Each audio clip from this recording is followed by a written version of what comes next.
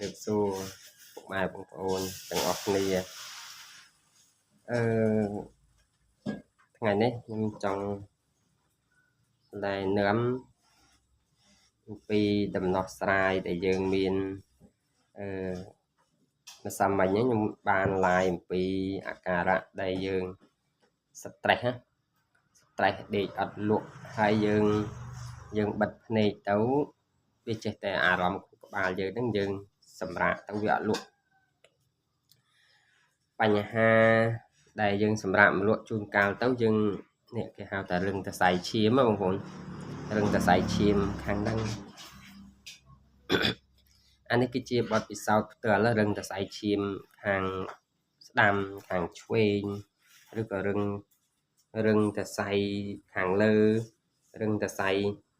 đi cào ấy rừng chúng ta hàng chuê chúng ta hàng đam nhân tổng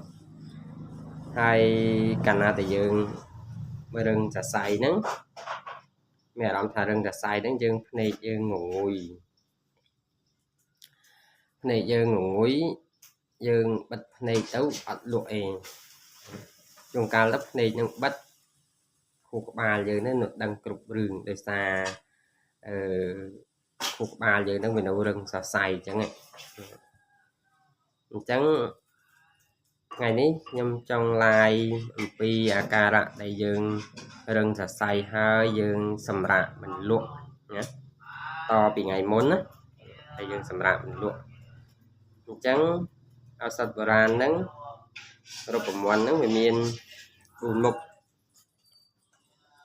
anh ấy được tí đó mọi người được tí ấy của bạn đấy anh ấyទឹកសូដាហើយមួយទៀតហ្នឹងម្សៅខ្ញីយើងថែមក្រូចឆ្មាមួយទៀតក្រូចឆ្មា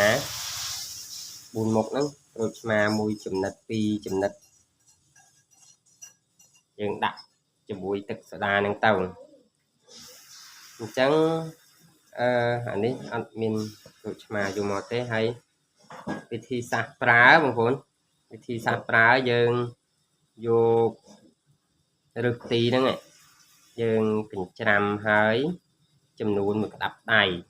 ចំនួនក្តាប់ដៃហើយយកទៅដាំទឹកចំនួន1លីត្រពិសារៀងរាល់ថ្ងៃហើយរូបមន្តទី2ទឹកសូដាម្សៅខ្ញីហើយនឹងក្រូចឆ្មាយើងដាក់ទឹកសូដានេះចាក់ក្នុងកែវ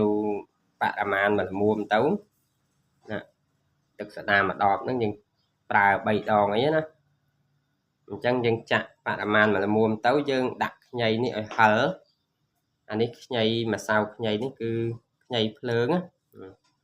ម្សៅខ្ញីភ្លើងអញ្ចឹងយើងដាក់ឲ្យរឿងហឹរលាយជាមួយទឹកសូដាហ្នឹងហើយយើង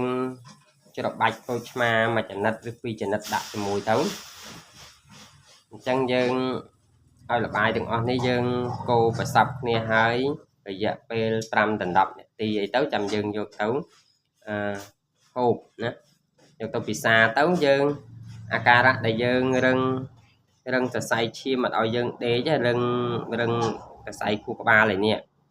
រឹងសរសៃខួរក្បាលជួនកាលខាងឆ្វេងជួនកាលខាងស្ដាំឬក៏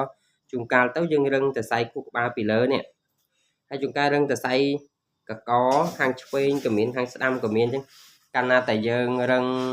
សរសៃហ្នឹងវាធ្វើឲ្យយើងភ្នែកយើងបិទប៉ុន្តែអារម្មណ៍យើងនឹងដឹងតែសម្រាប់ទៅយើងអត់បានពេញខួរក្បាលយើងអត់ទទួលដំណេកឆ្អែតទេអញ្ចឹងវិធីសាស្ត្រដែលរូបមន្ត2រូបមន្តនេះបងប្អូនទៅប្រើទាំង2រូបមន្តទី1យើងយករឹកទីទៅដាំទឹកចំនួន1លីត្រភាសាក្នុងមួយថ្ងៃហើយរូបមន្តទី2យើងដាក់ទឹកសូដាហើយយើងថែមខ្ញីរឿងហឹរតិចមកហើយក្រូចឆ្មាមួយចំណិត2ចំណិតមកយើងកូរហើយ5ដល់10នាទីយើងហូបទៅដើម្បីព្យាបាលជំងឺដែលយើងរឹងណារឹងសរសៃខួរក្បាលធ្វើឲ្យយើងអត់គេងអត់លក់ណា ហើយមួយយើងហូបពិសាអាទឹកសូដានេះមួយថ្ងៃ2ដងអីទៅអញ្ចឹងអាការៈដែលរឹងសរសៃឈាមធ្វើឲ្យយើងសម្រាកមិនលក់ហ្នឹងយើងនឹងបានសម្រាកលក់ហើយណាហើយអាការៈដែលរឹងសរសៃឈាមហ្នឹងក៏បាត់ដែរ